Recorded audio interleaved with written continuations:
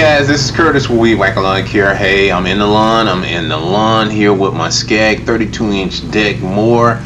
And what this is front lawn mowing. I'm going to mow my lawn, and then I'm going to mow my neighbor's lawn next door, and then the one over next door I'm going to mow it. What it is, I couldn't use the Skag in the backyard because it rained last week, a number of days, and it also rained in the beginning of the week, and the backyards are still saturated with water.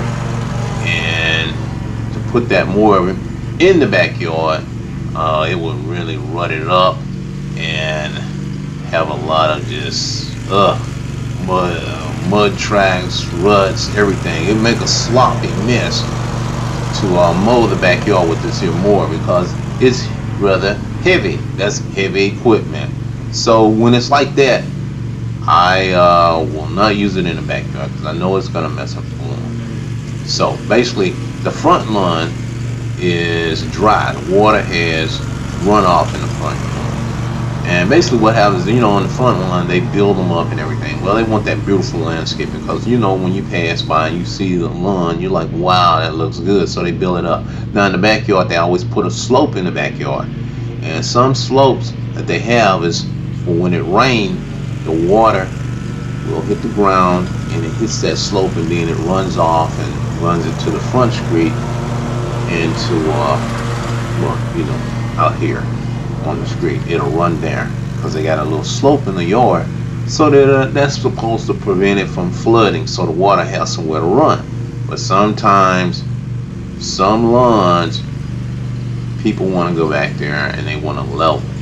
And when they level it, then the water just sit and it won't run nowhere. Or if it rains real hard, real quick, it will flood the house. The water start coming up. I mean, if you get something like 2 to 3 inches within an hour, well, that water don't have anywhere to run, so it's gonna run somewhere. It's gonna be going up in your house because it can't run off quick enough, and you're gonna have some problems. And those are things, I always tell people, I say, don't mess with that. Once they get through working in, a new home, don't mess with that. And a lot of times, what'll happen is they don't redo things. If they put a swimming pool in the backyard, then that can make the water run over into your neighbor's yard, and it will just sit there and make it like a little swamp. And it could take like a month for that to dry out. I've had some lawns like that, and I'm like, wow, this thing is still not dry.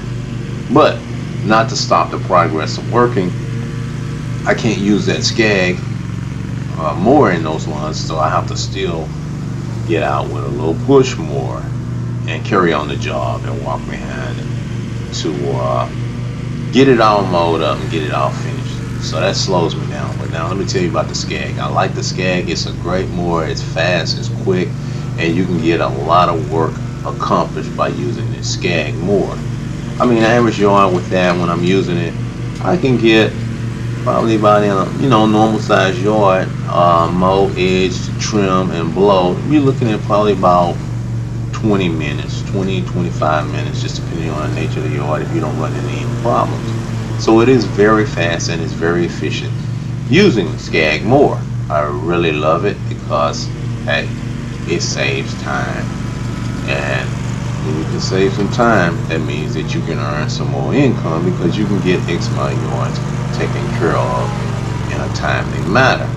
So that all being said, is the Skag is a good mower. Now I also have a Wright that's a 32 inch, and I've used it, and let me tell you, working solo, when I had it up and running, actually I got to get that one back fixed. Not that I'm going to do any work or anything, because I'm still retired, but hey, my neighbors asked me to mow them on, so I just said, well, okay, I'm around here, I'm around the house here, so I need to take care of my lawn, and that's what I'm doing, and so I'm going to take care of them.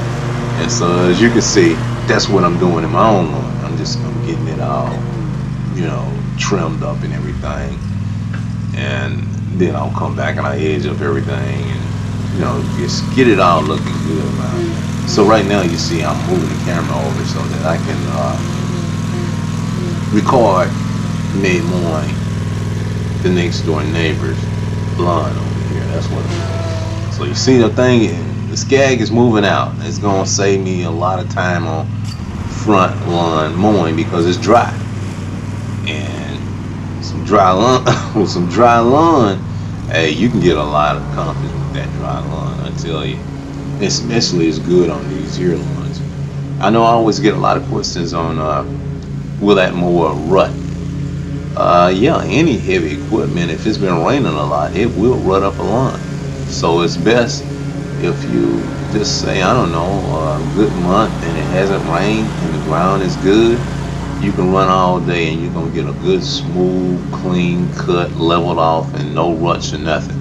But now if it's wet, yeah, it will rut up a yard. So I wouldn't put that more in, areas that I know is wet, and I know it will save me time, but hey, I'm already behind because it's done rain. So if it's done rain for like 2 or 3 days or a week and you're behind, I would just give it some time and then I would use it more again. But sometimes we don't have time to waste, so then we have to just get one of those other mowers, a little push mower that's light enough to mow the lawn. Because here where I'm at,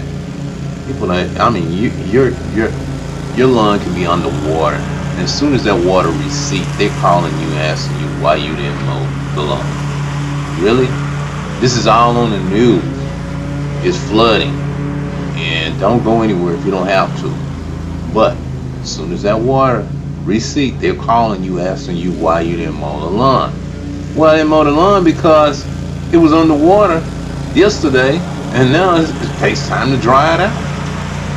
So some of them they don't want that. I mean, you get a lot of people that's impatient, and they like, I'm just had to get somebody else. This guy's not reliable. He ain't mowing the yard. What you mean I ain't mowing the yard? And that's the kind of stuff you got to deal with when you doing lawn care. I mean, ain't nothing you can do. It's just ain't nothing you can do. You just bear with it because that's just the way people are. I mean, I would get people call me and say, I want to get my yard mowed today. And I'm like, well, I have a schedule. So you saying that you can't mow it today? I didn't say that I can't mow it today. I'm explaining to you that I have a schedule and I have this already organized where that I got X amount of clients already waiting to get their yard taken care of. And if I finish those up in a timely manner and there's still time left, I'll come over today and do it if that's okay with you. And then if not, maybe I can put you on the schedule for tomorrow. You're like, oh, okay. So tomorrow we can go over there. It's probably already mowed. So what I started doing was asking them, are you serious about getting your lawn mowed? Because if you are, and then I can put you on the schedule. I say I need to know because I don't want to make my schedule and then I can show up over there and you done had somebody else to mow the lawn. I don't want that. It's kind of like, if you got an operation, you're gonna be there. And be like, oh well, the doctor said to be here today, and if you don't be here today, well, you're gonna be dead tomorrow. So you can rest assured they're gonna be there that day. So that's me. I'm trying to be there that day. We schedule something, I'm gonna be there for you.